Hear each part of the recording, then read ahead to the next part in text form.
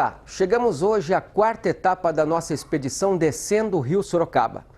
Hoje navegaremos dentro do município de Sorocaba, desde a divisa com Votorantim, na Cachoeira dos Guimarães, até a ponte do Parque São Bento. Nessa etapa da viagem você vai poder observar as graves consequências que o crescimento urbano ocasiona ao rio e às suas margens, provocadas pela ação do homem e pelo despreparo com relação à preservação ambiental. Apesar do tratamento de boa parte do esgoto do município de Sorocaba, ainda assim, o rio sofre com a presença de inúmeros efluentes clandestinos e poluentes que são despejados todos os dias em suas águas. Você vai ver a cidade do ponto de vista do rio e entender como o homem influencia negativamente na vida do rio Sorocaba. A equipe do Grupo Caturro Navegantes, juntamente com os profissionais da Secretaria de Meio Ambiente de Votorantim, se preparam para iniciar mais uma etapa da viagem pelo rio. Estamos bem embaixo da rodovia Raposo Tavares, na Cachoeira dos Guimarães, na divisa de Votorantim com Sorocaba, e temos um bom número de navegadores. De cidade em cidade, de trecho em trecho, uma observação importante é a da participação dos governos municipais envolvidos com a bacia do Sorocaba e a preocupação com a recuperação do rio. Hoje a gente pode notar que a maior parte dos municípios já iniciou ou está planejando no início a implantação do sistema de tratamento de esgoto. A exemplo de Votorantim, que já trata grande parte do seu esgoto, Sorocaba, que também vem tratando o seu esgoto, todos os municípios da bacia também vêm investindo nesse tratamento. O que falta, que a gente observa ainda, que os municípios ainda não iniciaram o processo, o trabalho referente a isso, é a recuperação da mata ciliar. A gente vê muito pouca iniciativa nesse sentido, de recuperação da mata ciliar. Mas com relação ao esgoto, a gente percebe que o avanço é grande hoje. Esse rio Sorocaba, que foi sempre, foi durante muitos anos o esgoto da cidade, onde as pessoas jogavam tudo que era ruim, agora está passando por uma fase de recuperação. Então é um marco histórico esse processo de recuperação do rio, de despoluição do rio Sorocaba. E tem sido um trabalho conjunto das prefeituras, do governo do estado. A sociedade como um todo está consciente que isso é absolutamente necessário, não só para o presente, mas para o futuro. A organização Caturro Navegantes tem tido uma grande responsabilidade no sentido de levantar e diagnosticar qual é a realidade do rio. São 3 anos consecutivos realizando esse tipo de expedição onde, ao longo do ano, é possível observar inteiramente o leito do rio desde a sua formação em Ibiúna até a sua foz, em Laranjal Paulista, no rio Tietê. São 253 quilômetros divididos em 7 etapas. Bom, o terceiro ano de expedição ainda faz parte do nosso primeiro plano. Nós programamos em descer o rio por 3 vezes justamente para que a gente se afinasse com o rio, para que a gente se acostumasse com o rio e passasse então a ter maiores possibilidades de enxergar as melhoras e as pioras do rio. Aparentemente houve pouca mudança. Nós tivemos aí a entrada de funcionamento das estações de tratamento de esgoto da região de Sorocaba, que está tratando da carga orgânica em aproximadamente 70%. E agora em 2010 vamos ter também a entrada da estação de tratamento de esgoto de Votorantim. Entendemos que com isso, em 2010, nós vamos ter uma melhora significativa. Por ora, a melhora fica por conta da natureza e também da conscientização da população. E nesse sentido nós não vemos assim grandes mudanças. É muito importante toda essa movimentação em defesa do nosso rio Sorocaba. Muita coisa tem acontecido nos últimos anos, desde o nosso comitê de bacias do Médio Sorocaba e do rio Tietê, que trabalha incessantemente para a melhoria da qualidade do nosso rio. O nosso CERISO, que é o Comitê de Bacias do Rio Sorocaba, que é um consórcio de municípios, a sociedade trabalha também nesse sentido, as escolas têm falado muito sobre o nosso rio e nós temos aqui também uma equipe de apaixonados pelo Rio Sorocaba, aqui do Caturro, que tem feito esse passeio pelo rio, através de caiaques, de barcos, eles vão convivendo com o rio, mostrando para a sociedade que é muito importante a gente participar desse processo de recuperação do nosso rio Sorocaba. Esse é um trecho onde a observação constante das margens do rio é necessária para identificar emissores de poluentes e também a situação da mata ciliar. Embora os municípios, muitos municípios, façam a coleta e tratamento do seu esgoto, ainda existem, percebe isso no rio, muitas ligações clandestinas do esgoto, tanto doméstico como industrial. Isso é uma coisa que foge um pouco do controle do poder público, tá? Mas que já existe, trabalho em cima disso. Muitos municípios já estão fazendo fiscalização do rio e de pontos de ligação clandestina do esgoto. Esse trecho é especialmente difícil e exige orientações claras e importantes a fim de manter a segurança de toda a equipe, porque aqui uma característica do rio é a forte presença de corredeiras, especialmente no trecho que é margeado pela Avenida Dom Aguirre, na área central de Sorocaba. Um apito, o barco encosta. 2 apitos, o barco, o motor tem que voltar porque nós estamos precisando de ajuda. Ok? Então esse é o sinal que a gente vai usar. Um apito é o sinal de alerta. Ouviu um apito longo, para onde tiver, os caiaques já voltam para poder ver o que está acontecendo. Aí depois retornar e os rádios vão estar se comunicando. E 2 apitos, os barcos a motor, aonde tiver, vão atrás do apito, ok? O que a gente espera, não ouvir apito nenhum nessa descida. Tá? Só em terra. Só em terra, depois em terra. Então você brinca. Propõe um apitaço aqui agora. Outra coisa, hein? Faz um apitaço agora. Outra coisa, pessoal, assim, ó. Nós vamos definir agora um barco que vai na frente, um barco no meio e quem vai fechar. Nós estamos com rádio para o que for fechar, sempre não ficar ninguém para trás, fazer esse esquema de organização e segurança para que todo mundo desça tranquilo o rio, sem nenhum problema, sem nada. É necessário que o grupo mantenha-se próximo e atento para as dificuldades que vão surgir à frente. O rio Sorocaba ele é muito perigoso. Quando a gente vê o rio Sorocaba dentro da cidade, ele tem uma lâmina de água calma, tranquila e aparentemente parece ser inofensivo. Mas quando você começa a fazer toda a travessia do rio, existem muitas corredeiras, muitas águas rasas, pedras, e isso requer um certo treinamento para poder descer o rio Sorocaba e muito cuidado com a segurança. Então, nesse sentido, o nosso grupo criou algumas regras para que a gente desça com tranquilidade. É extremamente rigoroso, importante e necessário o uso dos coletes salva-vida. Os barcos têm um treinamento para socorrer as pessoas que porventura tombam. Existe toda uma posição dos barcos. Nós temos o nosso barco da frente, nós temos o barco culatreiro e nesse meio ficam os demais barcos também com barco de apoio para segurança, com boias, cordas e ferramentas também para alguma quebra do barco de alumínio. Logo de início já temos que tomar o cuidado para escolher o lado correto do rio por onde será feita a descida. A experiência dos caturros é importantíssima nesse ponto para identificar e mostrar o melhor caminho. É um trecho com muitas pedras e apesar do rio estar bem cheio, é possível observar o rebojo provocado pelas pedras submersas. Não é aconselhável o uso do motor nesse trecho que pode sofrer avarias. Então nosso piloteiro, o Cido, decide levar no remo.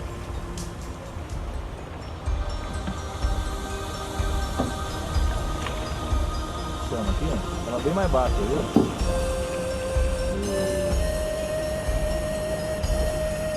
Passou, tranquilo.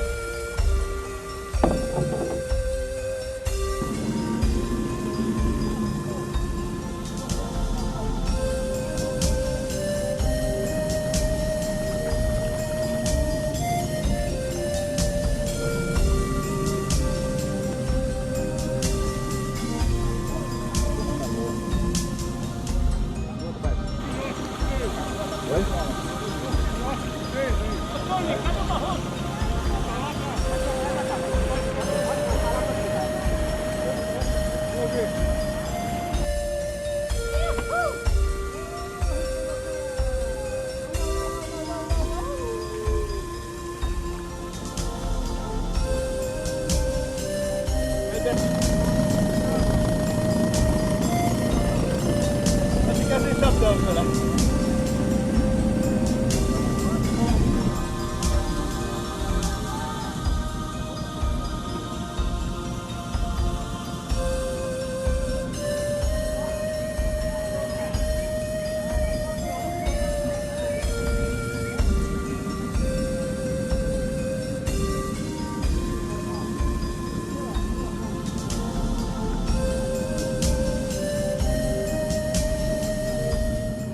O rio vai acompanhando a marginal que liga Votorantim a Sorocaba. A mata ciliar está bastante deteriorada e é grande o número de enrosco, o que dificulta e prejudica a navegação. Colocar a embarcação em águas assim exige atenção e cuidados redobrados. Para os caiaques é mais tranquilo porque a correnteza da descida do rio é intensa. A mata ciliar, que deveria ser mais rica protegendo o rio, não tem mais do que poucos metros de largura. É um combate da natureza contra a urbanização. O prejuízo ao rio é claro e aparente. Dentro da área urbana é o trecho em que o rio mais sofre, que há uma disputa pela ocupação urbana e as áreas de preservação do rio. E a gente percebe a ocupação das áreas ciliares até por vias públicas, por equívocos, como no passado, ocupação de áreas ciliares, que seriam as áreas de proteção do rio, ocupadas por vias públicas, por construções, por ocupação imobiliária. E onde existe ainda mata ciliar, isso falando dentro da área urbana, a gente percebe que são pequenas franjas, mas não contemplam a área mínima que seria de 30 metros. E isso prejudica bastante o rio, porque a mata ciliar tem a função de proteção do rio, proteção da erosão, proteção do assoreamento, proteção contra a poluição, promovendo também a depuração das águas do rio e também da vida do rio. A própria vegetação é vida e fornece alimento à fauna presente no rio. A grande dificuldade da navegação é quando o rio estreita e aí as águas pegam velocidade. E o rio é muito sinuoso, muito cheio de curva. E às vezes você está descendo de canoa, caiaque ou barco, faz uma curva rápida e dá de cara com uma árvore, por exemplo, caída na sua frente. E normalmente é espinhadeiro, essas coisas aí. Aí tem que ter habilidade para manobrar, para sair da árvore e às vezes tomba. E as águas rasas também, né? Muita corredeira com pedra, então bate o fundo do barco, essas coisas assim. Apesar de em alguns trechos parecer que o rio está preservado juntamente com a mata ciliar, a realidade não é essa.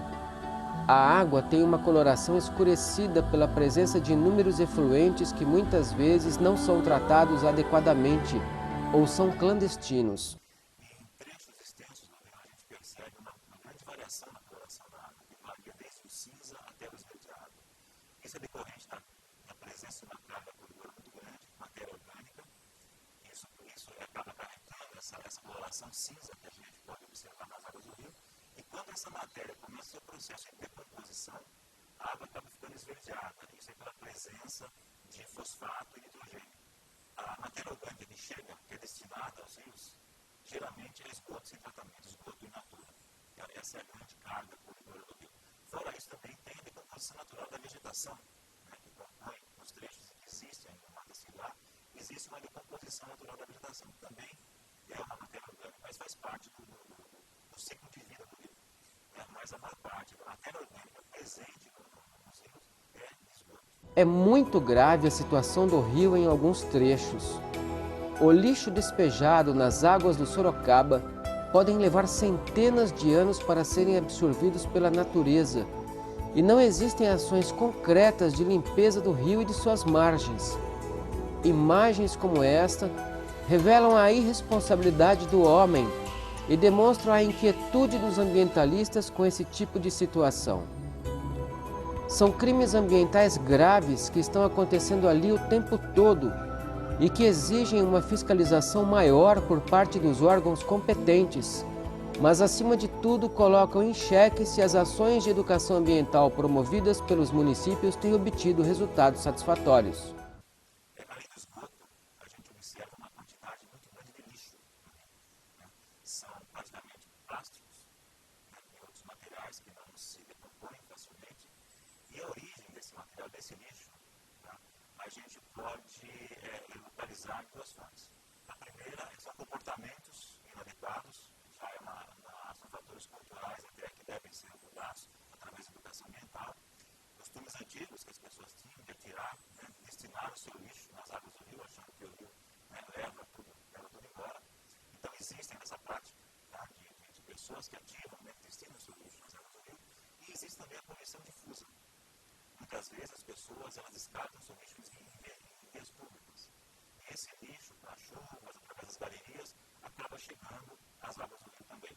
E aí provoca um grande acúmulo de detritos, de material que leva muito tempo para se decompor, que não é absorvido. A gente não consegue enxergar a olho nu uma evolução da população nesse sentido.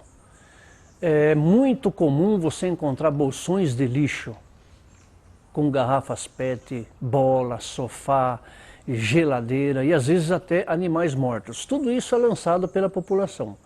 E, ao meu ver, não existe um programa forte de conscientização da população. É necessário que a população tome consciência disso daí.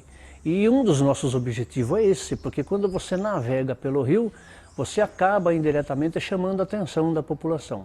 Eu acho que os órgãos públicos têm que partir mais para cima disso, levar esse assunto para as escolas, para que a população entenda que o lixo jogado na rua, o final dele é no Rio Sorocaba.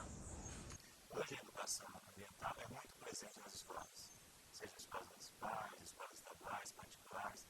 A gente observa que existem programas de educação ambiental, assim como também a educação ambiental destinada à população em geral, que é chamada de educação ambiental não formal. E isso é recente. Há alguns anos começou essa prática de se levar a educação ambiental à população, às escolas. Eu creio que ainda é muito cedo para a gente mensurar os resultados disso. Mas a gente sabe que esse é o caminho. A mudança de comportamento é que vai levar aí a uma diminuição dos impactos que a ação humana tem sobre os rios e os recursos naturais da vida. Observar a cidade do ponto de vista do rio é como se você estivesse em outro lugar. O silêncio, apesar do intenso tráfego de veículos na marginal. Olhar a cidade pelo lado de dentro do rio. É isso que o Grupo Caturro e nossa equipe faz aqui. É possível conviver harmoniosamente cidade e natureza? Natureza e cidade? Sim, é perfeitamente possível, desde que haja respeito pela natureza e pelas necessidades que existem de proteção. Porque toda atividade humana, inevitavelmente, ela impacta a natureza, impacta o meio ambiente, impacta os recursos naturais. Isso é natural da atividade humana. E agora, com relação aos rios, desde que sejam respeitadas algumas regras, alguns limites, é perfeitamente possível a convivência. Como, por exemplo, as áreas de proteção permanente, as áreas ciliares, se elas forem respeitadas, a mata ciliar, se ela for recomposta ou protegida ou preservada, a qualidade das águas, a poluição das águas, se as águas não receberem carga poluidora, não receberem lixo, a gente percebe que é perfeitamente possível essa convivência. O rio ele pode passar dentro de uma cidade, pode passar próximo de uma cidade, mas desde que ele seja respeitado, essa convivência é possível. É engraçado como as pessoas observam o grupo de navegadores ali bem pertinho como algo inusitado, diferente, esquisito, talvez nem se lembrem que um dia esse foi um grande meio de navegação que possibilitou a criação e integração de cidades. Navegar nas águas do Rio Sorocaba nos torna alvos da curiosidade das pessoas que se esqueceram das origens e da simplicidade que foi um dia a vida. Antigamente eles olhavam com carinho porque tudo era festa, né? Era normal navegar no Rio Sorocaba. Hoje eles olham assim com certo espanto. Eles veem muito espanto, por quê? Porque eles entendem que a água do rio é muito poluída. Como é que pode alguém navegar ou fazer uma expedição, seja ela ambientalista ou de lazer, numa água tão poluída assim? Então eles olham com espanto. E o que faz? O que chama a atenção dele para essa poluição? Normalmente é o cheiro e a cor da água. Eles passam ali e sentem aquele cheiro ruim, que é a decomposição do material orgânico, né? Que elimina os gases, e os gases têm cheiro ruim. E quando eles veem alguém dentro daquela água com cheiro ruim, eles ficam espantados. E não é bem assim, a água não está tudo isso daí. E agora, com essas estações, vai melhorar muito mais ainda. Queremos tornar isso tranquilo, queremos tornar isso normal, para que outras pessoas comecem a navegar e usar o Rio Sorocaba como ponto de lazer. O rio corre espremido pela cidade. Construções irregulares em sua margem. Falta de mata ciliar e despejo excessivo de esgoto provocam consequências desagradáveis ao próprio homem, como as enchentes, por exemplo. Nas cidades, né, a ocupação imobiliária, a pavimentação de vias públicas, até de praças, né, onde é muito verde, né, muita terra, né, hoje a tendência é de se completar né, o calçamento das praças. Isso provoca a impermeabilização do solo, ou seja, a água tem dificuldade de se infiltrar no solo, acaba né, através das vias públicas, das galerias pluviais, ela acaba sendo drenada em grande volume para os rios, e o rio ainda sem sua mata ciliar, sem a proteção da mata ciliar também, o volume de suas águas começa a se elevar exageradamente. Estamos na região central da cidade de Sorocaba, na ponte onde passa a rua 15 de novembro em direção ao início da Avenida São Paulo. Outro trecho bastante perigoso e complicado do rio, por causa das corredeiras. Apesar dele estar com um grande volume de água, a navegação exige muito cuidado por parte dos piloteiros e também da equipe que vai de caiaque.